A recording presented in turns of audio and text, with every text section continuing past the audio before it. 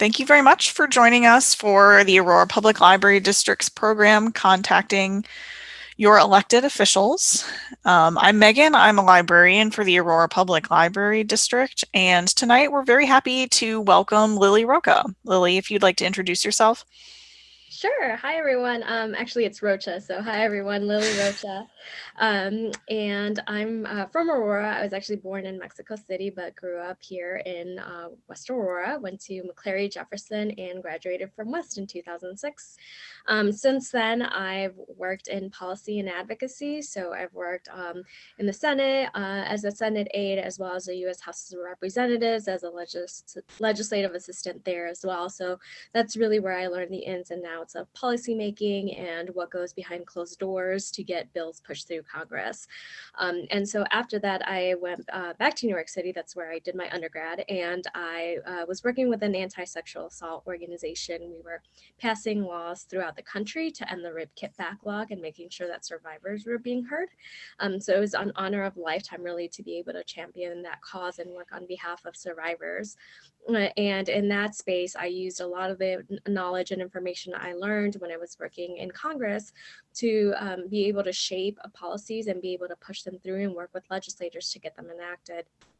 And so I, after, 8, 9 years on the East Coast, I realized I missed home and I wanted to come back to Aurora. So came back and I was working for an Illinois state representative as their chief of staff. And again, moved back to the government side of things and got more acquainted with Illinois politics and the Illinois legislative process, which was a really great, wonderful opportunity. And currently now, for the past 3 months, I've been with Young Invincibles, which is a national policy advocacy organization. We work on behalf of 18 to 34-year-olds in higher education, workforce development, and healthcare. So we have a national office in DC, and then we have 5 regional offices, one of them being in Chicago and Illinois. And so that's the one I run. I have with my staff of 3. So we're working on policies here in state level to be able to, enact those measures. So I'm really excited to be here tonight. I am working remotely and I live in Aurora, and I'm really thrilled to be part of this. Particularly because I love the Aurora Public Library. I went there all the time as a kid, especially the old building down in Benton. I have so many memories of being there and growing up and reading books. And so I'm really excited to be here tonight. So I will talk a little bit about, local government and what we can do to influence it. So let me just share my screen so that way we have a presentation. Great. So we'll talk a little bit about, local government, why to contact them, how to do it, and what do you say, following up, and I'll give you a challenge at the end. So local government is part of federalism. So we have 3 levels of government. We have the national government in DC.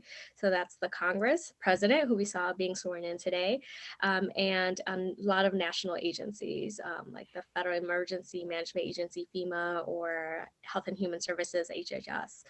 And then at the state level, we have state government agencies and state elected officials. So this would be your Illinois General Assembly, comprised of the Illinois State Senate and the Illinois State Legislature.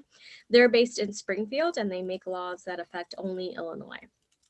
And then we have our local government, and this is really anything that is not part of the state. So it can be county, it can be school boards, but what we'll talk about today here is Aurora's local government, which is the mayor and city council format. So again, we start off with the city of Aurora, and you can see by this really handy chart that was included in the budget how we're structured. So we have the citizens of Aurora at the top, we have a city council, and then we have a mayor who is currently Richard C. Irvin. And this is the contact information for the city of Aurora's mayor's office, and I encourage you to keep it handy. We'll talk a little bit about how to reach out and how to make that ask from your mayor and your alderman. who are the city council? So again, we have the mayor and the city council. So the city council is really 12 elected officials. There are 10 aldermen, one per ward, and 2 aldermen at large representing all of Aurora. They do have a lot of leeway in terms of what ordinances get passed, and also as well as budgeting and money. So in 2020, they each had about $75,000 to spend on community projects. And that could have ranged anywhere from, fixing a certain pothole to supporting a local nonprofit to putting on a block festival, anything like that. And how do they pick those events and what types of things to fund? Well, it really comes from feedback from the community. And just a quick note about aldermen, there are part-time employees. So most of them have either another job or they may be retired, but it's just good to keep in mind. This is their physical address and also the mailing address with the hours, and we'll talk a little bit more about why that's important.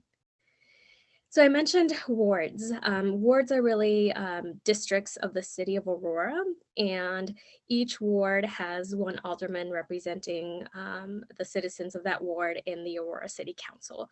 So you can see what ward number you are based on where you live. So you can look at this map, which is on Aurora's government website, or you can, get a sense of who your alderman is by calling the aldermanic office and giving your address, and they'll be able to find it for you. So, for example, if you happen to live somewhere over here, that you're in Ward 8, if you happen to live somewhere over here, you're in Ward 4. And then based on who your ward is, then you would be able to find out who your alderman is. And then here is their contact information. You have their name, email, and phone number. And again, these are the 2 at large, meaning they represent the entire city of Aurora. This might change come April. So on April 6, 2021, just in a couple months really, we have an election. So we have a few aldermen up for re-election and some for election. And so the makeup and the city council might change after April. So that's something to keep in mind as well. And we also have aldermanic aides. So these are full-time salaried city staff paid by the taxes that the city collects, who are there to help the alderman answer any questions and be able to provide services to the community. So you have the chief of staff, who is pretty new, but really have heard great things about him. So I'm very excited that he's joined the city of Aurora, as well as 4 aldermanic aides. And so, they might be another resource too, to try to reach out to if you haven't heard back from your alderman, or you generally have questions about the process. These legislative staffers would be a good resource. I know that when I was a legislative staffer, I often fielded phone calls from a lot of constituents who had very reasonable questions, and I was able to field them and redirect them to the right resource. So I'm sure they would be happy to do so as well. But a lot of people always ask, why should I contact them? And one of the things that I always say is, well, you pay taxes, right? Again, all of our taxes are collected and pooled into a pot of money, and then that pot of money pays their salaries and the staff and, supplies and all of these things that we have that are provided as public goods. So I would encourage you to contact them just for that reason. It's always, you look at your paycheck and you look at your pay stub, and then you realize, okay, yeah, maybe I should take some ownership over where this money is going. It's also just a hallmark of representative democracy, right? I know in the past month or so, past few weeks, there's been questions about what does our democracy look like? Who are we as a nation? But I really strongly believe that we are representative democracy, meaning that we elect people to represent us in these legislative bodies to make these big decisions. So the way that they represent us is by knowing who we are and what we want. And the way that happens is you go to them and you talk to them and you have them listen to you and what your concerns are. And, they also vote based on the feedback that they get from the community. Oftentimes they may be on the fence, or they may be weighing the pros and cons of for example, city ordinance or, a new regulation or something that might affect all of the city of Aurora. And so hearing from you guys, the taxpayers is always helpful to them. If they're on the fence, but they hear that people are overwhelmingly against it, their constituents, not just the people outside of their ward, but people who have voted them in are really against it, that's likely to sway their decision making. So remember that you have the leverage, you're the constituent, and at the end of the day, they're public servants. And so they're here to serve the public. They're here to make sure that you're heard. They're here to make sure that your voice matters. So people often ask, how do I do it? And it's a great question because there are multiple ways that you can do it. So I got this from the Congressional Management Foundation from 2016. So it's a little dated and it's for the federal government, but I believe it also applies to a lot of elected officials. And so if we're asking if the selected official has not arrived at a firm decision on an issue, how much influence might the following advocacy strategies have on his or her decision? Form email messages. I think sometimes you get asked, be like, fill out this petition or this form and send it to your legislator. That has some influence, but phone calls, even local editorials in the newspaper, individualized mail, individualized emails, and an in-person visit from constituents are really most effective. You do see that, with the more time and more effort you put in, the more likely it is to sway an elected official, which would make sense.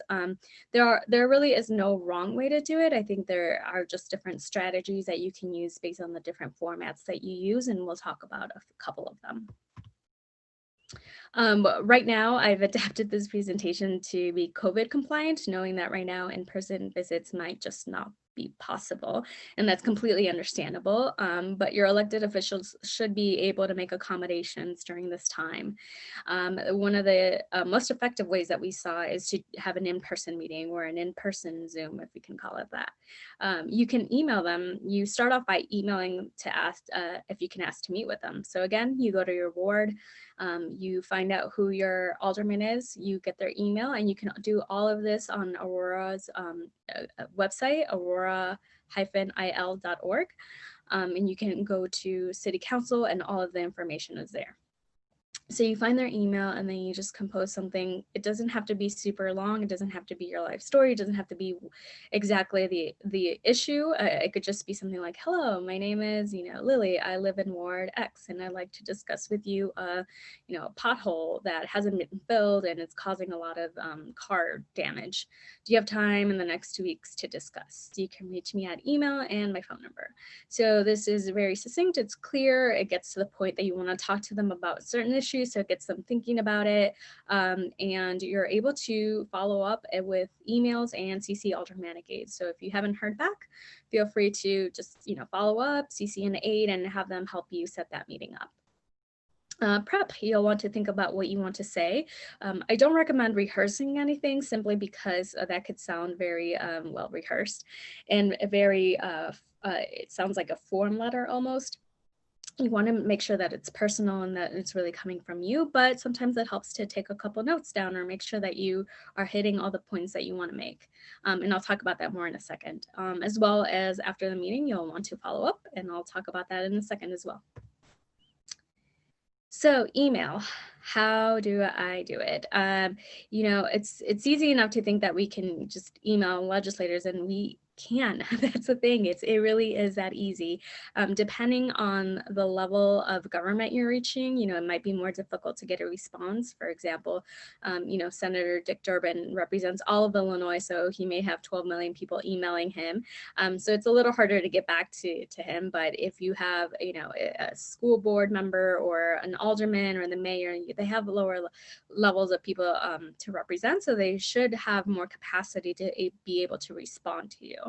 And an email is really great when you want to, when you don't necessarily want to meet, but you just want to send them a message and let them know how you feel about a certain topic or have them answer a question.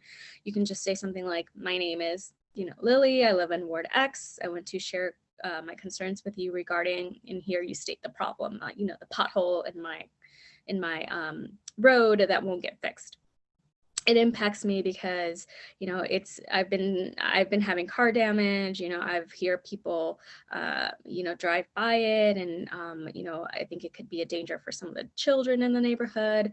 And this is kind of where you have that personal aspect of it. It doesn't necessarily have to be fact driven. You don't have to be like, oh, you know, 75% of the roads in the past year have been filled by blah, blah, blah. I think more of the personal side of it. And for most people, this is the easiest part, because if you are thinking about contacting your legislator, you'd probably have a strong feeling or opinion about something. So tap into that. And then, you know, you can say something like, I ask that you consider, and here's the ask, here's how you want the problem to be resolved. I ask that you consider to, you know, use funds to fill the pothole, you know, within the next month. And then, you know, you let them know that you would like a reply. So please let me know if you can or can't take this action. And then sometimes I also like to include my phone number, simply because it's for everybody has a different preferred method of communication. Some people like to email, some people like to speak on the phone, some people might do a Zoom. So, you know, if you're open to that, I would definitely recommend it. And how do you do it? Again, another method would be through the phone.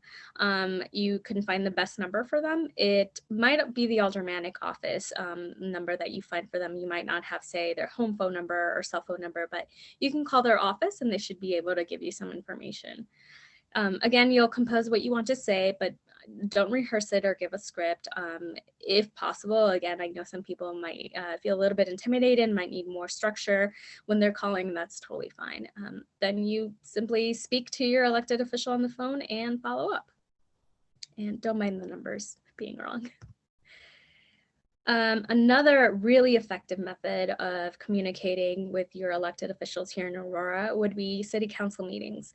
So this is when the city council comes together and they deliberate different legislative items, different issues, and try to resolve them and come to a decision. Oftentimes they'll vote, or sometimes there'll be discussion, or sometimes they'll present a member of the community. So, you know, a lot goes on in these meetings. So you can call into the city council's Zoom meeting. Right now they are on Zoom because of the pandemic. And so you would be able to call in and be part of that Zoom meeting through your voice. And you would be given 3 minutes to address the entire city council and the mayor, as well as the public watching the meeting. So just know that you have a very wide audience, which can be really great and really effective. So a little bit more about the city council meetings. They're at 5 p.m. They're on the second and fourth Tuesday of each month. They usually take place at City Hall in downtown Aurora. Of course, right now, again, during the pandemic, you can catch them live on Facebook at the City of Aurora's Facebook page. And then you can also find the calendar on the Aurora's Aurora website, again at aurora-il.org. And so a little bit more on how you actually get to speak at the city council meetings. You want to sign up by 3 p.m. the day of the meeting. So if it's, you know, the 27th, then you'll want to make sure that you either email cityclerk@aurora-il.org or leave a voicemail at 630-256-3070 by 3 p.m. of that date. And you'll want to give your name, phone number you'll use to call in, and the topic you want to talk about. And again, all these instructions will be on aurora-il.org, or you can also call the aldermanic's office or the city hall and ask if they can help you sign up for a meeting. They should be able to do that as well. So don't feel like if you don't have these instructions, you can't do it. There's definitely ways to access them either online or just by calling City Hall directly. And remember that, you know, it's your right as a resident of Aurora to address your elected officials in their official meetings. Oftentimes the elected officials may not be able to respond simply because of time constraints, and they want to get through the different comments that people are calling in. But, you know, sometimes it's still great for them to hear from different members of the community about different topics. So I would recommend, you know, considering calling into a city council meeting if you have a concern or an issue that you would like the city to address. You know, what do you say? So you're on the phone or you're talking to your legislator. What is it that you actually say? What comes out of your mouth? Well, you want to identify yourself, name and where you live. One thing that legislators, elected officials will always look out for is if you're their constituent. Are you someone that they represent? If you're not, then they don't really have an incentive to listen to you because you're not from their neighborhood, you're not voting for them. So if you are, part of their constituency, then you should definitely state that. So for example, if I were, Ward 3 and I met with my alderman, I would state, and I live in Ward 3. That's going to perk their ears up. That's going to make sure that they're listening and taking you seriously versus, if I went to the Ward 3 alderman and said, hi, I live in Ward 10, or even worse, I live in Naperville or not even in Aurora. There's really no incentive for them to talk to you, really. And they might, because a lot of them are very nice and very social and like to hear people, but it doesn't necessarily mean that it will influence their decision making. Talk about the problem. You do that by sharing your personal story. Again, this doesn't have to be, and I recommend that it's not a long list. It shouldn't be like, a novel or, a 30-minute speech on what's going on. I would really try to be a bit succinct about what's happening and give it the direct emotional, monetary, psychological impact that whatever problem you're describing is actually causing. So, making sure that you have that human element, but again, not necessarily going into too much detail about what your story is. And also feel free to, let them know if you don't feel comfortable sharing parts of the story. It's definitely yours. Whatever you want to share is up to you, really. They may ask you questions or prod for details. Maybe they're just curious or want to know more or want to really understand the issue. And you're more than welcome to give them that information, but you're also welcome to say, hey, I'm not comfortable talking about that, but again, I want to redirect you to what really is important, and this is why I'm here today. I would say also give them a specific action for them to take. Oftentimes, if I met with a constituent on behalf of a legislator and they didn't have a very specific action item that they wanted the Congress member to take, it was difficult for me to figure out what I wanted to do with that information. I mean, I noted it, I took it down, I did some research, but did this person want the Congress member to vote no? Did this person want the Congress member to call, an agency that handles the problem? Did we want to, talk to another legislator about it? So it was always, open-ended. And to be honest, the more defined your ask is, I think the more likely someone is to engage you on it, and to talk to you about it. So it doesn't have to be super fancy or it doesn't have to be super elaborate. You don't have to be a policy expert. Again, it could just be something as simple as like, fill the pothole, or, please, don't fund this program because I don't think it's effective, or, please change the, liquor laws to allow, restaurants to serve, XYZ. So it doesn't have to be, again, like a policy paper. You're not meant to be a policy analyst, but it is just, how would you like this problem resolved? And ask them to get back to you. They might get back to you. And oftentimes, I will just say that the resolution to the problem may require a lot more than you may realize. So for instance, sometimes there are potholes or issues with the roads that aren't part of the city. They might be interstate highways, so that might be a state issue, or at some point, a federal issue if it's interstate. So, thinking about who to go to is also going to be critical. So I would think of, very local issues, things that are only laws in Aurora. That's where I would go to my alderman. And if you don't know, feel free to ask them. Be like, is this under your jurisdiction? Is this something that you're able to work on? And if not, who should I go to? Is this something that I have to go to my state representative about, or the school board, or, just direct me in the right direction. And I'm sure they'll be happy to give you some guidance. And again, ask them to get back to you. Be like, yeah, can you follow up with me? I'd love to know, if you have a timeline for filling that pothole. And provide your contact information. I know this seems somewhat elementary, but it's happened to me a handful of times where somebody just didn't give their phone number or email, and it was difficult to get back to them, and we just lost that communication there. And it's important to build relationships with your elected officials. This doesn't necessarily mean that it's very happy, functional, harmonious relationship, but it could be one that where you, are there to make sure that your elected officials are voting in the best interest of the community. And so being able to, after a point, just either call them on their phone or email them more informally and be like, hey, I saw you voted for that. Can you tell me why? Or, hey, just want to let you know, like, my wife and I don't think that we should be, doing this, and here's what we think. So let us know what you're going to do. So building that relationship helps the legislators also be able to connect with you if they ever have questions about something and they don't know, and they would like to solicit impact or feedback.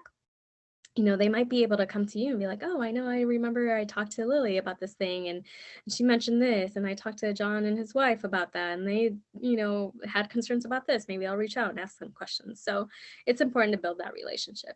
Um, and it's okay if you don't think you're a good writer or speaker. Your thoughts really matter. So even if you feel like, oh my gosh, yeah, I don't write, I don't speak, that's okay. You don't have to be, a poet laureate or, some award-winning author to connect with your legislators. And I think most legislators are very used to, and elected officials are used to talking to people with all sorts of backgrounds, all sorts of learning styles. They're used to, accommodating to your delivery. So don't feel intimidated if you feel that you don't have the sharpest writing skills or speaking skills. I can assure you that is not really the strongest concern. Your thoughts really do matter. And the best messages that you want to give to your elected officials are going to be civil. So, if I used to read messages where there were just curse words or people would just say awful, horrible things, and I disregarded those right away because I just couldn't take them seriously, and I didn't know if they were eventually surmount to a threat, especially when I was working for a more high-level elected official. We did have a few times where we weren't sure if that was a threat, and so we had to notify the state police, the Capitol Police, and just flag certain constituents. So again, be civil. That does not mean that you have to be compliant or effusive, or you don't have to give praise if you don't feel like it. It just means that you're not cursing and you're not threatening somebody, and I think that's just a good rule to live by in general. You want to be clear. So again, what is the problem? What is the action you want them to take? How does it impact you personally? It should be able to be read very easily and by multiple audiences. So their legislator may be able to send your story to an aide, and the aide might read it and be able to help as well. So just know that it's possible for multiple people to read it. So you just want to make sure it's clear. Also concise, again, just reiterating the point that you don't want to turn in a novel or, go into, an hour-long spiel about your life story or how you got there. Being concise is good. It keeps the lawmakers' attention. It keeps them focused on what the impact of this policy is. It keeps them focused on you. So definitely make sure that you're working on that. And again, remember, have a specific ask. It's not, even though I think sometimes there are some people I know that think it's productive to call a legislator and just rant, but I can assure you it is not. There's not much that's done there. The most effective messages that I always got had a very specific ask, anywhere from raging vote yes on, HB 37 to, I want him to, talk to the Federal Highway Commission about this rule and see if they can change it to allow, freight trains to come in through this road. Sometimes they were very, very specific, but I think the more specific they got, the more I was able to consider that ask. It doesn't, again, remember, your ask doesn't necessarily mean that they're going to do it, and that's okay. I've talked to a lot of people, and not all our ideas are A plus. So, there are opportunities to look at these ideas, or possibly to think about a systemic solution, right? So sometimes we would have people calling us and talking to us at the federal level about their student loan debt. And so, it was impossible for the senator to have their loan canceled, but he was working on a bill to reduce student loan debt and make sure that especially those working as teachers and nurses and public servants were able to get rid of some of that debt burden. So, just think of your specific ask, but I would never encourage you to think of it as a guarantee, but definitely as a request that you have firmly asked and demanded of your elected official. And then be consistent. I think people that followed up, people that were constantly emailing the legislators, constantly emailing staff. Those were the ones that got hurt a little bit more simply because the frequency was higher and greater. So definitely don't do it every day and all the time. There is some art to how and when you want to do it, but that doesn't mean that you should, once you send an email or once you talk to your legislator that you're done. I would actually say that's the beginning. You want to continue the conversation, make sure that you keep up with them, which means a couple of things too when you're talking and when you're composing your message, whether it's in person or that you're delivering, you would want to recognize intimidation but work through it. I know a lot of people, it can be somewhat intimidating to be like, oh my god, how do I just talk to the mayor? I'm just a person working here. I'm just a resident. I don't have any fancy titles, but work through it because at the end of the day, they're people just like you and I. They have a job just like you and I, and they're trying to do it to the best of their ability. And also, I think it's again, going back to the idea of the ask not being a guarantee. Sometimes it will, sometimes I'll be like, okay, well, thanks for letting me know. Yeah, I'll work on it. And that's great. And maybe sometimes they won't. And sometimes it's, a more legitimate reason. And again, you'll be able to discern what's legitimate and what's not. But sometimes, they might just be completely ideologically opposed to whatever it is that you are requesting. And if that's the case, this might give you a reason to vote for somebody else or run for office yourself. If you feel that this person is out of sync with the community, that might be an opportunity for you to evaluate, what kind of views does our community hold and who would be able to represent us. You also set an example for your family and your friends. There's a lot of people out there who I believe would be more willing to contact legislators, to go to legislators' offices, to email them, if they simply saw their, sister or best friend or coworker doing it. And I believe that you can be a catalyst for that. And also from my experience, there really isn't much diversity in who contacts elected officials. They tended, at least from my experience working in Congress, they tended to be older and white and more affluent. They also tended to be retired. They also tended to be engaged politically in some way, whether they were very active with their unions or, maybe they had worked in policy or advocacy before. So there really just isn't a lot of average or non-government people calling in their legislator. And I get it, a lot of us have been hurt. A lot of our communities have been hurt by the government for some of us since the beginning or before the beginning of this country, with the Native Americans who experienced genocide and stealing of their lands, as well as Black Americans who were brought here from Africa and sold into slavery. And, and then we see Latin American immigrants being mistreated, and now we see them being separated at the border. So for a lot of communities, they have a lot of warranted reasons to not fully believe that their voice matters. But I just want to say, as somebody who's worked on the other end, yes, it really does. And so even if you don't see an immediate payoff, even if you don't see that your local elected official, magically snaps their fingers and does whatever it is that you asked of them, you being there, you participating is going to make a difference. If anything, it just lets them know who's watching, and they'll take you into consideration, when they're thinking about new proposals or how to vote or how to allocate funding. So again, the louder the movement, the more action it begets. One thing, again, that's really important is following up. When I worked in Congress, I think maybe I gave out couple thousand of my business cards all the time, just telling people, sure, contact me. I'd love to hear what it is that congressperson can do for you.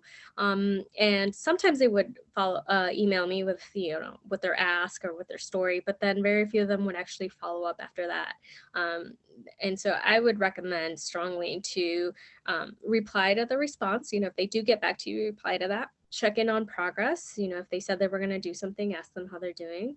Return calls. This is a big one. And I know I personally dropped the ball on one where they called me back and I just got so busy. And the next thing you know, it was like a month later and I was like, oh my gosh, I still haven't called them back. But it is important to do that. Calling into city councils when you can't reach anybody, if you really feel like you've tried reaching multiple elected officials, city council might be a great way to get some attention. I would also say, sometimes it's great to email people and just say thank you. If you feel like they're doing a great job, or you really appreciated their vote, or you think they're doing a great job of allocating funding, it always helps to reward good behavior. I think anybody with the pets or children could probably attest to this. And so, saying thank you means a lot. And that's also would stand out. I think a lot of times most elected officials just hear about complaints and problems every day. So every now and then just getting a token of gratitude might go a long way. But at the same time, express disappointment. If you genuinely are disappointed, again, I would encourage you to civilly express that disappointment, but you could do so firmly. Be like, I am disappointed that you blah, blah, blah. I believe that this option is better, but you voted against it. And my thought is that this policy will now hurt XY people. And so, you can express that disappointment. That was civil, that was firm, but it still wasn't, couched in any niceties. And you don't have to if you don't really feel it. Again, I think being genuine is going to go a long way. And keep making asks. I think this is how things improve. This is how our government improves. We're never done. It's a continuous process. And so whenever we tackle something and I think we get a good place, I think that frees up some time and some ability to start looking at other areas where we can make some improvements in our communities. And there really is no ask that's too small. Again, asking for a pothole to be fixed, to, fixing the healthcare system, they require very different levels of work and engagement, but both are important to people. And so they matter and they should be there. And my challenge to you guys, if you're watching, is to contact your local elected officials, including your alderman and your mayor, and give them an ask. Do you have an issue that you'd like the city to address? Do you have maybe thanks that you'd like to give for some job well done? Do you have any questions? Sometimes I've just simply emailed to be like, oh, how do I find this? Or where can I get information about how this program was funded? So sometimes they're really great at giving you resources and information. So definitely I'd encourage you to contact your elected officials. Again, whether it's asking them to meet via Zoom, calling them on the phone, or sending them a simple email, you're going to be making a difference. And the second last challenge is vote. There will always be an election. It's never not an election. And you have a strong say in who is in office, and it gives you the opportunity to be part of the calculus of someone who's running for what should be on their platform and what the community needs. So I definitely encourage you to vote and to make sure that you're registered to vote. The next election that will be happening here in Aurora, as I mentioned, is the municipal elections. So some wards will have the opportunity to vote on aldermen, and also the mayor in Aurora is up for re-election. So if you're interested in learning more about them, you can Google them. You can find out, there's various resources on the website, and I'm sure if you ask the Aurora Public Library, they might be able to point you to some books and some resources on voting and getting informed. And yeah, so please register to vote and vote on April 6th, 2021. We do also have a primary on February 23rd. 2021. So that one's coming up. So if you are, registered with either party, then you can vote for, within your party who's going to be the nominee in the general election in April. Again, if you have any questions, you can call the Aurora Public Library and see if they can direct you to some resources that they might have in their stock, or you can also call your county board election. So in King County, that would be the King County Board of Elections, and they should be able to give you more information. But I encourage you all to vote.